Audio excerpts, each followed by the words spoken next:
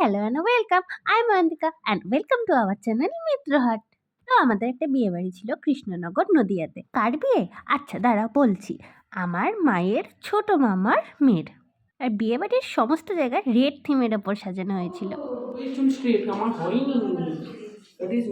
আর এখানে আমি আমার সমস্ত কাজিনগুলোকে চুল স্ট্রেট করে দিচ্ছিলাম। তারপর আমরা সবাই সাজুগুজু করে বিয়ে বাড়িতে চলে গেছিলাম। আর বিয়েবাড়ির ট্র্যাডিশন অনুযায়ী আমরা সবার আগে ঝাঁপিয়ে পড়েছিলাম খাবারের মেনুতে। শীতকাল হলে কি হবে, আমরা জমি আইসক্রিম খেয়েছি। আর কি এক্সপেরিয়েন্স। এবার ঠিক আছে, এবার এরকমই থাকবে কিন্তু পুরোটা।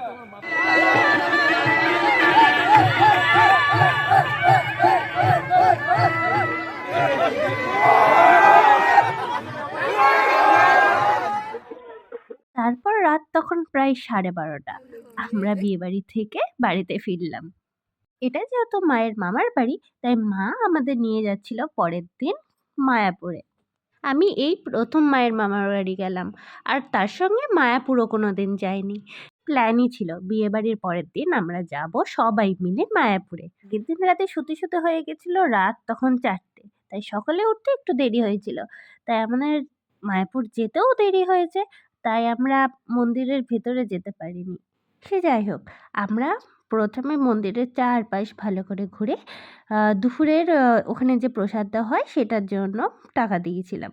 এখনও নতুন মন্দিরটার কাজ শেষ হয়নি। আমাদের সাথে গেছিল মায়ের মেজো মাসি, মানে আমার মেজো মাসি দিদা।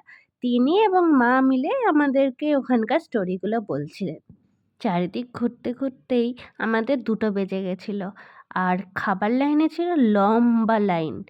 আবার খাবার লাইনে যাওয়ার সময় তোমাকে তোমার জুতো আলাদা জায়গায় খুলে তারপরে ঢুকতে হবে। আর এখানে দেখো কি সুন্দর মাটি দিয়ে এই মানুষগুলো তৈরি করছিল, আমি তো দেখেই দাঁড়িয়ে পড়েছিলাম। আমরা প্রসাদ নিয়েছিলাম ভাত, ডাল আর একটা তরকারির। তোমরা জানো আমাদের নিউটানেও একটি ইস্কন মন্দির আছে, কিন্তু আমি সেখানেও এখনো পর্যন্ত যাইনি। কি মানুষ আমি।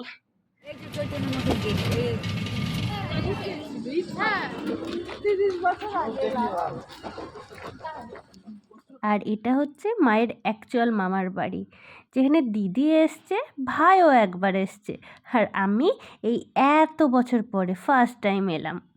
আর মায়ের মুখের এক্সপ্রেশন দেখছো, মা তো সবাইকে পেয়ে ছাড়তেই চাইছিল না।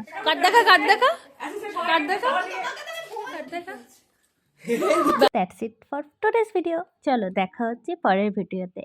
Until then, bye bye.